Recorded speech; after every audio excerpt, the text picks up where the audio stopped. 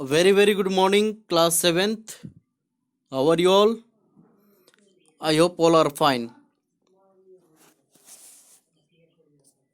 In this class, we are going to study about the reflexive pronoun. ठीक है? कहता है reflexive pronoun is used when the object of a sentence is the same as the subject. They either end in self as in the singular form or selves as in the plural form. ठीक है? The singular reflexive pronouns are myself, yourself, himself, herself, itself. ठीक है. Plural में पढ़ते हैं तो इसमें हो जाएगा आवर सेल्व्स, योर सेल्व्स. देख रहे हैं इसमें क्या लगा हुआ है? SELVES लगा है, उसमें SELF लिखा है. ठीक है. फिर देमसेल्व्स. एम्फेटिक प्रोनाउंस की हम बात करते हैं तो इसमें हो जाएगा आपका when words like my self, your self, himself, itself, etc. are for the sake of emphasis they are called emphatic pronouns. है ना. जैसे इसमें क्या हो जाएगा, जब माई सेल्फ हो जाएगा, your self, himself, itself etcetera, ये सब जो है एम्फोसिस के लिए, इसलिए इनको एम्फेटिक प्रोनाउंस कहते हैं. Example, I my self wrote this poem, they themselves admitted it, the announcement was made by the principal himself. ठीक है. नेक्स्ट देखते हैं हम. It is usually placed immediately after the noun or pronoun which they emphasize. Sometimes they follow at a distance. Example, he said to himself.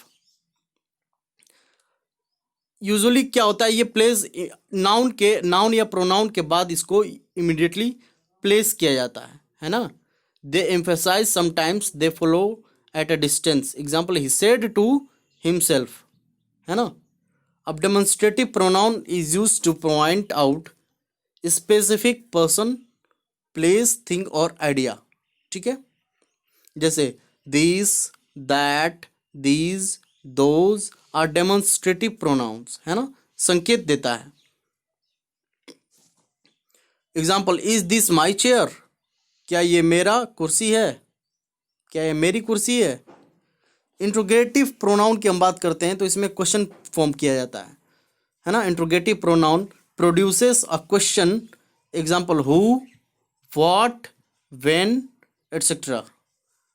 अगर उदाहरण की बात करते हैं हम एग्जाम्पल में, जैसे who was Graham Bell, Graham Bell कौन थे. Possessive pronoun are used to talk about things that belong to people. The words mine, yours, his, hers, ours, and theirs are possessive pronouns. We do not use an apostrophe with possessive pronouns. Possessive pronoun के साथ जो है हम apostrophe का प्रयोग नहीं करते हैं. जैसे this mobile is mine, या फिर हम ऐसे भी कर सकते हैं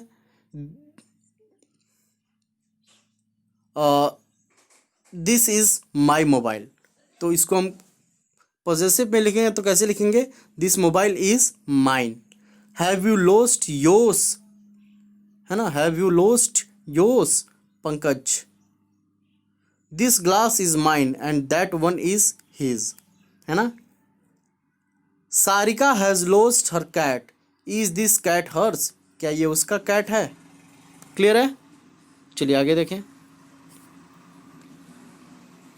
Here is a table to help you remember which possessive pronouns to use with singular and plural pronouns. In first column and second column, first is singular pronouns, personal pronouns and possessive pronouns. जैसे I, me का क्या हो जाता है, mine हो जाता है. You का क्या हो जाता है, yours. ये possessive केस में होता है. ठीक है, प्लूरल, सिंगुलर और प्लूरल में, प्लूरल के साथ. ही और हिम का क्या हो जाता है, हिज. शी और हर का क्या हो जाता है, हर्स. अगर हम प्लूरल प्रोनाउंस की बात करें, पर्सनल प्रोनाउंस की, तो जैसे वी और अस का क्या हो जाएगा, आवर्स. यू का क्या हो जाएगा, योर्स, है ना. और दे और दम का क्या हो जाता है, देयर्स. ठीक है. आगे हम देखेंगे indefinite pronouns. An indefinite pronoun does not refer directly to any other word. Most indefinite pronouns are express the idea of quantity. जैसे ये क्वांटिटी या फिर इसका जो है इसमें क्वांटिटी की बात करता है, ठीक है। जैसे all, each, most, other, another, either, neither, several, any, everybody, nobody, some, anybody, everyone, none, somebody, anyone, few, no one, someone, both, many, one, ठीक है। और सम indefinite pronouns, ये सब indefinite pronouns में है। अब relative pronouns की हम बात करें तो these are used to refer back to a noun or pronoun in a sentence, जैसे who, whom, whose, which, that are relative pronouns, है ना। आगे देखें, जैसे अगर एग्जाम्पल हम देखेंगे इसका तो कैसे हो जाएगा, my mother is a teacher, she writes stories for the children. इसमें क्या हो जाएगा, इसको अगर हम लिखेंगे तो इसमें हु लगा देंगे, जैसे my mother is a teacher who rights stories for the children, एक ही सेंटेंस में हो गया। अब इस तरह से लिखेंगे my mother is a teacher she writes stories for the children, तो हु राइट्स हो जाएगा इसमें, है ना। चलिए अब डिस्ट्रीब्यूटिव प्रोनाउंस की हम बात करेंगे, जैसे each, either and neither are called distributive pronouns because they refer to persons और things one at a time. Note that a distributive pronoun is always singular and as such it should be followed by a singular noun and verb.